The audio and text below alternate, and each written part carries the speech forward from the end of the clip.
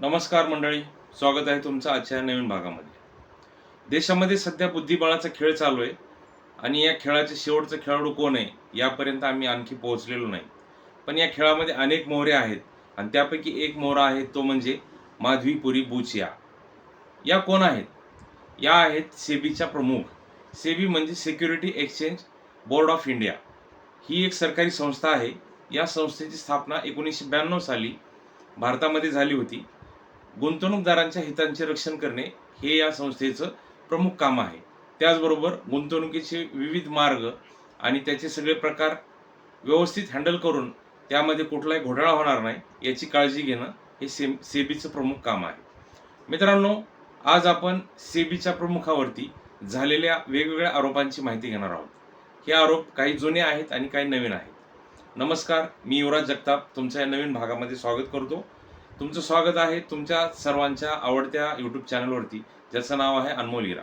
मित्रांनो, नवीन असाल तर चॅनलला सबस्क्राईब करा, व्हिडिओ पूर्ण पहा, व्हिडिओला लाईक करा आणि इतरांपर्यंत शेअर करा. काल पत्रकार परिषद घेऊन काँग्रेसचे राष्ट्रीय प्रवक्ते पवन खेडा यांनी सेबी प्रमुखावरती नवीन आरोप केलेले आहेत. यामध्ये प्रामुख्यानं एका सरकारी पदावर असताना खाजगी बँकेकडून पगार घेतल्याचा एक मुख्य आरोप आहे. एकाच वेळेस एक काम करत असताना 3 पगारी कोणत्या अधिकारामध्ये घेतल्या असा एक आरोप आहे. आणि या सगळ्यांच्या पार्श्वभूमीवरती कुठल्या कलमाचं उल्लंघन झालेलं आहे आणि माधवीपुरी बुच यांची काय प्रतिक्रिया आहे हे आपण जाणून घेणार आहोत. मित्रांनो, सर्वात अगोदर 19 ऑगस्ट 2024 रोजी हिंडनबर्ग रिसर्च नावाच्या अमेरिकी संस्थेनं माधवीपुरी यांच्यावरती आरोप केला होता की त्यांची आणि त्यांचे पती धवल बुच यांची अदानी ग्रुपशी संबंधित ऑफशोअर कंपनी म्हणजेच विदेशी कंपनीमध्ये गुंतवणूक आहे. तसेच अदानी यांचे बंधू विनोद अदानी यांच्याशी संबंधित जो अपॉर्च्युनिटी फंड आहे तो डायनॅमिक अपॉर्च्युनिटी फंड नावाचा एक मॉरिशसमध्ये फंड आहे. त्यामध्ये देखील माधवीपुरी बुच आणि त्यांचे पती धवल बुच यांची गुंतवणूक आहे आणि या फंडमधील पैशांचा उपयोग अदानी समूहाच्या शेअर्सचे भाव वाढवण्यासाठी केला होता, असा आरोप हिंडनबर्गने यापूर्वी केला होता. त्यावेळेस अदानी शी कुठलाही संबंध नाही आणि हे आरोप खोडसाळपणाने केलेले आहेत व आमचं चारित्र्य हनन करण्याचा हा प्रयत्न आहे, असं स्पष्टीकरण माधवीपुरी बुच यांनी दिलं होतं. मित्रांनो, यानंतर काल पत्रकार परिषद घेऊन काँग्रेसने नवीन आरोप केलेले आहेत.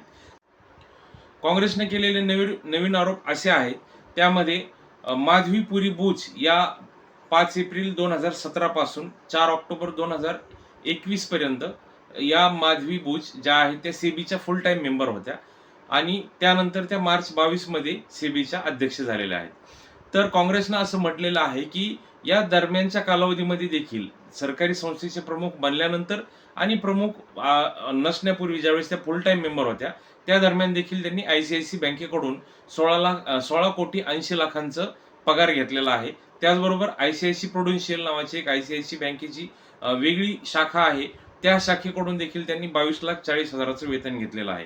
हे तुम्ही कोणत्या अधिकाराखाली घेतलं याचं स्पष्टीकरण आरोपांच्या माध्यमातून काँग्रेसनं मागितलं आहे. तसंच सेबी कायदा या कायद्याचं हे 54व्या कलमाचं उल्लंघन आहे असं देखील काँग्रेस प्रवक्त्यांनी म्हटलेलं आहे. मित्रांनो, या आरोपावरती आतापर्यंत सेबी प्रमुख यांच्याकडून कुठलंही स्पष्टीकरण आलेलं नाही आणि भविष्यामध्ये त्याची सर्वजण वाट पाहणार आहेत. परंतु या आरोपामुळं त्यांच्या अडचणीमध्ये नक्कीच वाढ झालेली आहे आणि अर्थविश्वामध्ये एक खळबळ माजलेली आहे. यामध्ये कॉन्फ्लिक्ट ऑफ इंटरेस्ट झाल्याचा आरोप काँग्रेसने केला आहे. म्हणजेच सहसंबंध जे आहेत ते कुठेतरी ओव्हरलॅप होताना दिसत आहेत. सरकारी पदावर असताना खाजगी संस्थेकडून कोणत्या अधिकारात पगार घेतली याचा खुलासा आरोपांच्या माध्यमातून काँग्रेसनं मागितलेला आहे. या व्हिडिओमध्ये आपणास इथपर्यंतच माहिती देण्यात येत आहे. यानंतर पुढील भागामध्ये आपण सविस्तरपणे आणखी सेबीविषयी जाणून घेऊयात. मित्रांनो, तोपर्यंत तुम्ही शेवटपर्यंत व्हिडिओ पाहिला त्याबद्दल तुमचे मनापासून धन्यवाद आहेत. तुम्ही लाईक करा, शेअर करा आणि चॅनलला सबस्क्राईब करायला विसरू नका. तुमच्या कमेंट हा माझा प्रतिसाद तुमचा जो मिळणार आहे तो माझी प्रेरणा असेल, माझा विश्वास आणखी वाढवेल. तर जरूर तुम्ही कमेंट करा आणि अशीच साथ राहू द्या. मनापासून धन्यवाद. Thank you very much.